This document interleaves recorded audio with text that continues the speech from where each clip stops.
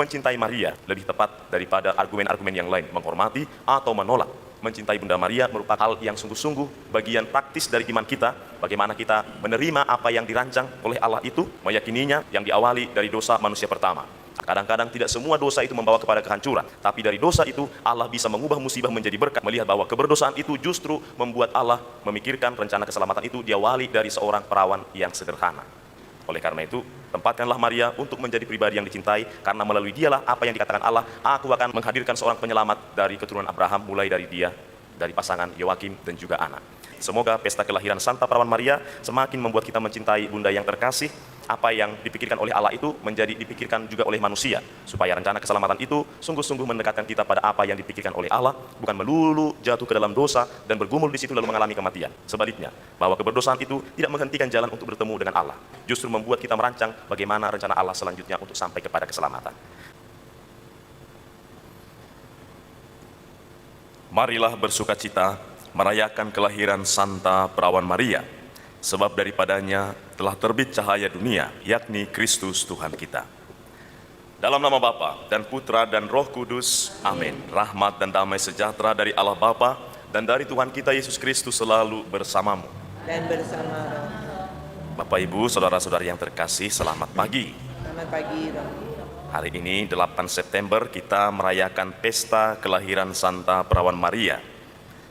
Bunda Maria dipanggil, atau lebih tepatnya dipilih oleh Tuhan Allah menjadi awal keselamatan yang dirancang oleh Allah melalui putranya Yesus Kristus yang menjelma menjadi manusia dan dilahirkan sebagai seorang manusia untuk menyelamatkan kita semua. Kita awali perayaan Ekaristi ini, pertama-tama membersihkan diri kita dari segala kecemaran dan dosa, supaya dengan hati yang pantas kita melanjutkan misteri suci ini. Bapak Ibu, saudara-saudari yang terkasih, kelahiran Santa Perawan Maria, kalau kita ingin merenungkan bagaimana hal ini bisa menjadi bagian dari iman kita, tidak boleh terlepas dari rencana Allah untuk menyelamatkan manusia. Diawali dari dosa yang dilakukan oleh manusia pertama, Adam dan Hawa, kemudian Allah berfirman bahwa dari keturunan Abraham akan saya munculkan suatu keturunan yang melahirkan juru selamat.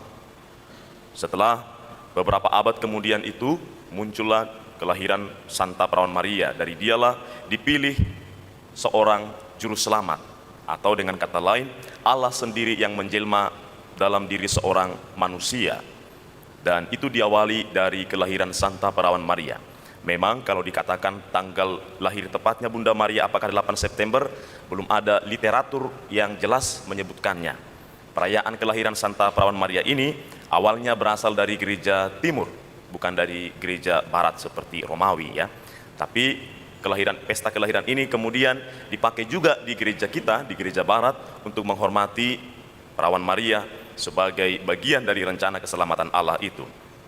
Hal yang kedua yang ingin menjadi bagian dari iman kita, merenungkan kehadiran Bunda Maria dalam rencana keselamatan Allah, atau kesucian yang dimiliki oleh Bunda Maria itu sama seperti kesucian yang dimiliki putranya Yesus Kristus. Perbedaannya ialah kesucian yang dimiliki Bunda Maria justru berasal dari putranya Yesus Kristus. Ketika Maria nanti mengandung Tuhan Yesus, Sang Sabda itu di dalam rahimnya, justru yang membuat dia suci bukan kemanusiaannya.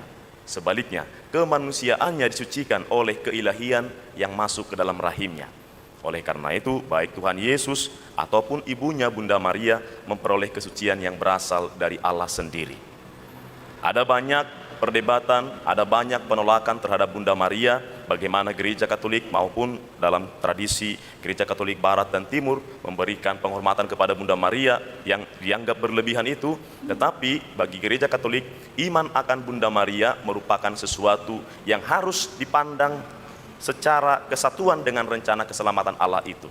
Sebut saja Maria Immaculata, Maria Assumpta, atau Maria Mater Dei, Maria Pengantara Rahmat. Itu semua merupakan konsekuensi logis atau sesuatu yang sudah melekat dalam dirinya oleh karena dia mengandung seorang yang kudus, yang suci.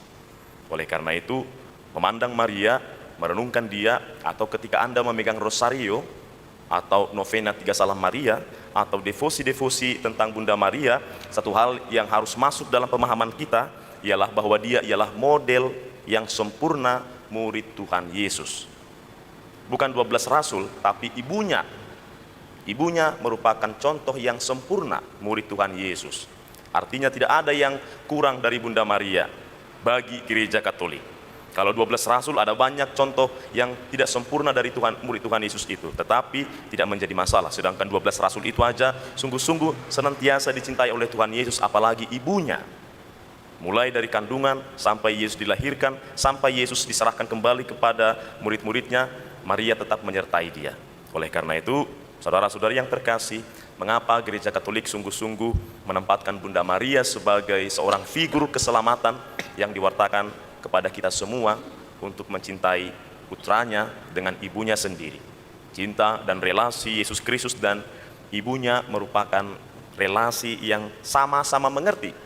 Saya selalu terkesima dengan peristiwa pesta perkawinan di Kana. Bagaimana Tuhan Yesus dan ibunya saling mengerti. Bunda Maria mengatakan, "Nak, mereka kehabisan anggur." Lalu Tuhan Yesus hanya mengatakan, "Waktuku belum tiba." Tetapi Bunda Maria tahu bahwa Yesus memahami lebih dalam daripada kata-kata itu.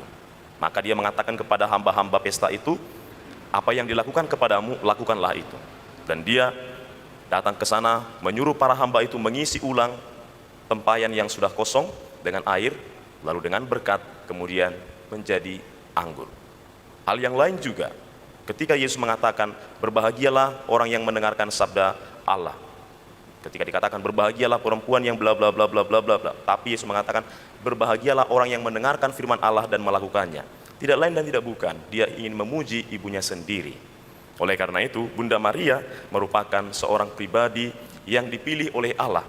Segala kesucian, segala berkat yang dipenuhkan kepada Bunda Maria yang kita sebut sebagai Maria penuh rahmat, itu semata itu semata berasal dari Allah dan juga berasal dari putranya Yesus Kristus.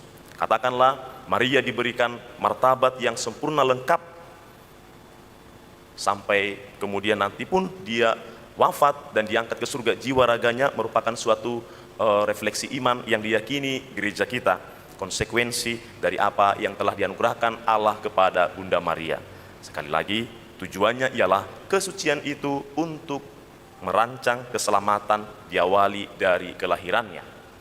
Oleh karena itu, Bapak Ibu saudara-saudari yang terkasih, mencintai Maria lebih tepat daripada argumen-argumen yang lain, menghormati atau menolak. Mencintai Bunda Maria merupakan hal yang sungguh-sungguh bagian praktis dari iman kita, bagaimana kita menerima apa yang dirancang oleh Allah itu, meyakininya yang diawali dari dosa manusia pertama. Atau bahasa lain yang kita bisa gambarkan ialah rahmat dari dosa. Kadang-kadang tidak semua dosa itu membawa kepada kehancuran, tapi dari dosa itu Allah bisa mengubah musibah menjadi berkah, itu ya begitu itu. Oleh karena manusia yang berdosa harusnya kan mati kan, tapi Allah melihat bahwa keberdosaan itu justru membuat Allah memikirkan rencana keselamatan itu diawali dari seorang perawan yang sederhana. Allah bisa memilih Maria karena manusia berdosa. Oleh karena itu, tempatkanlah Maria untuk menjadi pribadi yang dicintai, karena melalui dialah apa yang dikatakan Allah, "Aku akan menghadirkan seorang penyelamat dari keturunan Abraham, mulai dari dia, dari pasangan Yoakim dan juga anak." Bapak Ibu saudara-saudari yang terkasih, semoga pesta kelahiran Santa Perawan Maria semakin membuat kita mencintai Bunda yang terkasih. Semoga melalui kehadiran Bunda Maria, apa yang dipikirkan oleh Allah itu menjadi dipikirkan juga oleh manusia, supaya rencana keselamatan itu sungguh-sungguh mendekatkan kita pada apa yang dipikirkan oleh Allah, bukan melulu jatuh ke dalam dosa dan bergumul di situ lalu mengalami kematian. Sebaliknya, bahwa keberdosaan itu tidak menghentikan jalan untuk bertemu dengan Allah. Keberdosaan itu justru membuat kita merancang bagaimana rencana Allah selanjutnya untuk sampai kepada keselamatan. Semoga iman akan Bunda Maria senantiasa menghantarkan kita kepada Kristus, Sang Juru Selamat kita. Marilah mewartakan misteri iman kita. Wafat-Mu Tuhan kami wartakan, kebangkitan-Mu kami muliakan, hingga Engkau datang. Bapak Ibu saudara-saudari yang terkasih, lihatlah, Inilah anak domba Allah yang menghapus dosa-dosa dunia. Inilah dia yang telah dilahirkan oleh perawan Maria untuk dipilih menjadi juru selamat kita. Inilah dia sang anak domba Allah yang menghapus dosa-dosa kita. Berbahagialah kita semua yang diundang ke dalam perjamuannya. Tuhan, saya tidak pantas Tuhan datang pada saya, tapi bersabdalah saja, maka saya akan sembuh. Dan semoga tubuh dan darah Kristus yang kita sambut menghantar kita masuk kehidupan yang kekal. Amin. Seorang perawan akan melahirkan putranya dan menyelamatkan bangsanya dari dosa mereka. Tuhan bersamamu. Dan bersama Semoga kita semua, kehidupan kita sepanjang hari ini, dan mereka yang kita doakan dalam perayaan Ekaristi ini, senantiasa memperoleh berkat dari Allah yang Maha Kuasa, di dalam nama Bapa dan Putra dan Roh Kudus. Amin. Bapak, Ibu, Saudara-saudari terkasih, perayaan Ekaristi kita pada pesta kelahiran Santa Perawan Maria ini sudah selesai. syukur. Kita semua diutus untuk tinggal dalam damai Tuhan. Amin.